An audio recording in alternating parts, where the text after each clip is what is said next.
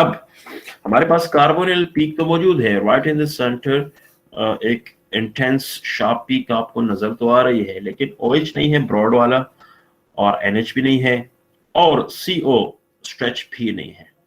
और CO stretch के साथ जो कार्बोनिल है वो 1735 या 1740 पे भी नहीं है। तो इसका मतलब है कि एस्टर नहीं है, एमाइड नहीं है, और OH कार्बोक्सिलिक एसिड भी नहीं है। तो फिर क्या हो सकता है? It might be N aldehyde. तो अगर हम कहें कि ये एल्डिहाइड है, जो कार्बोनिल का स्ट्रेच है वो आपको 1725 से 1740 तक ये आपको नजर आएगा। जैसे मैंने पहले कहा कि एल्डिहाइड का स्ट्रेच जो है वो थोड़ा सा कीटोन से हायर वैल्यू पे होता है। 1710 तक आपको कार्बोक्सिलिक एसिड नजर आता है, 1715 तक कीटोन, और फिर 1725 से एल्डिहाइड शुरू होता है, फिर 1740 तक जा सकता है। ठीक है, एल्डिहाइड में एक और इंटरेस्टिंग पीक आपको, बल्कि दो पीक्स नजर आएंगी कार्बोनिल के अलावा। ये जो हम बात कर रहे हैं पीक्स की, ये डायग्नोस्टिक पीक्स हैं।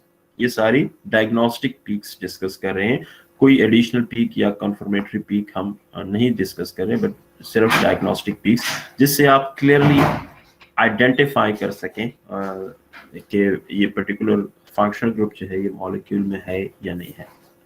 सो कार्बोनिल के अलावा, चूंकि एल्डिहाइड आपको पता है फंक्शनल ग्रुप, एक साइड पे कार्बोनिल के H होता है और दूसरी साइड पे अल्काइल ग्रुप हो सकता है, तो जो CH बॉन्ड है वो भी आपको नजर आएगा।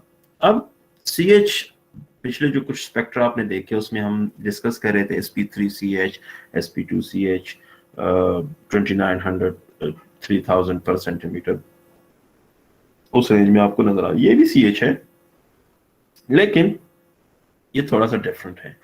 ये कार्बोनिल का CH है या एल्डिहाइड का CH है, and it appears the pair of weak bands. Weak bands होंगे और पेयर में होंगे। एक पेयर का जो एक मेंबर है वो आपको 2800 टू 2860 इस रेंज में नजर आएगा, और दूसरा जो है वो 2700 टू 2760 आपको यहां पर नजर आएगा। ये भी सिमेट्रिक और एसिमेट्रिक स्ट्रेच की वजह से, जब आपके पास ट्राइटॉमिक सिस्टम आ जाए, ये ट्राइटॉमिक सिस्टम है ना, ऑक्सीजन, कार्बन, हाइड्रोजन, ठीक है। इसी तरह से एस्टर के भी दो पीक्स थे, CO सिंगल बॉन्ड स्ट्रेच के दो पीक्स थे ना, एक 1000 पे, एक 1300 पे, तो वो भी सिमेट्रिक और एसिमेट्रिक स्ट्रेच की वजह से ही होते हैं, और यहाँ भी ऐसे ही है। So the higher frequency aldehyde CH is often buried in aliphatic CH। मैंने भी आपको बताया कि जो एलिफेटिक CH हाइब्रिडाइज्ड जो CH है, तो वो 2900 पे आपको पीक देता है।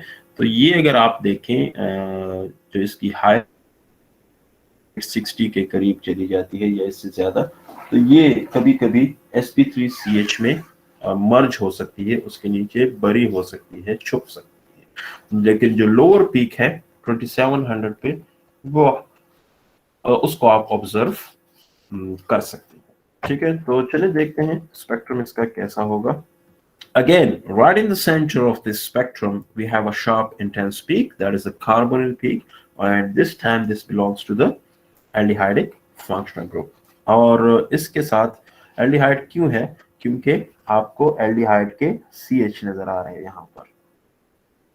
तो जो बाकी CH है, मैंने जैसे कहा कि 29 और 3000 पे नजर आते हैं, लेकिन उसके नीचे अगर आपको 27 और 2800 में पीक्स नजर आए तो वो एल्डिहाइड के पीक्स होंगे। ठीक हो गया। तो आपके पास ये पेयर नजर आ रही है, ये पेयर शोल्डर की फॉर्म में है, क्योंकि ये इस CH के साथ, जैसे भी मैंने कहा कि बरी हो रहा है, या उसके साथ शोल्डर की फॉर्म में आपको नजर आएगा। लेकिन 2700 में जो पीक है वो आपको अलग से इसमें नजर आ सकती है। और चूंकि ये रीजन क्लियर है, तो अगेन कार्बोनिल का ओवरटोन आपको नजर आ रहा है यहाँ पर क्लियरली। ठीक हो गया।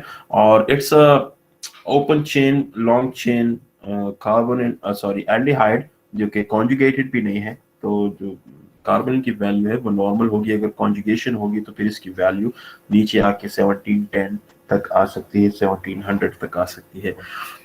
अच्छा, यहाँ एक और पीक है जो कि हम अल्केन्स में शायद दोबारा डिस्कस करें, जिसको हम लॉन्ग चेन बैंड कहते हैं। ये एक पीक है छोटी सी, ये बाज़ औक़ात आपको मॉलिक्यूल्स में नजर आ सकती है अगर आपके पास लॉन्ग चेन मौजूद हो। लॉन्ग चेन का मतलब क्या है? ये CH2 का बैंड है। तो अगर आपके पास 7 या 7 से ज्यादा CH2 एक लाइन में हो, ठीक है, जैसे यहाँ आप देख सकते हैं, तो 8 कार्बन एक लाइन में है। अगर आप CH3 निकाल दें तो CH2 जो है वो 7 हैं, तो या 6 हैं। तो 6 या 7 या उससे ज्यादा अगर आपके पास एक चेन में, ब्रांच में नहीं, एक चेन में CH2 मौजूद हो, तो फिर एक छोटी सी पीक तकरीबन 700 या 720 के करीब आपको ये लॉन्ग चेन बैंड नजर आता है। But this is more concern with alkenes. यहाँ हम इस पे ज्यादा फोकस नहीं करेंगे because we are talking about the carbonyl. तो कार्बोनिल की जो यहाँ पर डायग्नोस्टिक पीक्स हैं वो कार्बोनिल स्ट्रेच और CH स्ट्रेच है। ठीक, अब जो हमारे पास कार्बोनिल है एल्डिहाइड का, that is conjugated in this case, तो कॉन्जुगेशन का इफेक्ट सारे कार्बोनिल्स पे एक जैसा होगा। अगर कार्बोनिल की साइड पे कॉन्जुगेशन है, that will decrease vibrational frequency, so it will decrease it to somewhere around 1700 या even 1700 से नीचे भी आ सकती है। ठीक है, और ये वो दो पीक्स हैं अब आपको क्लियर नजर आ रही हैं एल्डिहाइड की 2700 और 2800 पे, जो इसका सिमेट्रिक और एसिमेट्रिक स्ट्रेच है वो दोनों आपको यहाँ पर नजर आ रहा है। ये जो छोटी सी पीक आपको यहाँ नजर आ रही है, this is the overtone of this carbonyl, और साथ में कार्बन कार्बन डबल बॉन्ड की पीक भी आपको यहाँ 1600 पे नजर आ रही है। ये भी हम अल्कीन्स में या एरोमेटिक रिंग में डिस्कस करेंगे, यहाँ पर इसकी डिटेल में नहीं जाते। तो यहाँ बताने का मकसद ये था कि कार्बोनिल जो है एल्डिहाइड का, it goes down in frequency 1700 तक आ जाता है, प्लस इसके दो पीक्स ये वाले, और ओवरटोन वो अभी भी मौजूद है।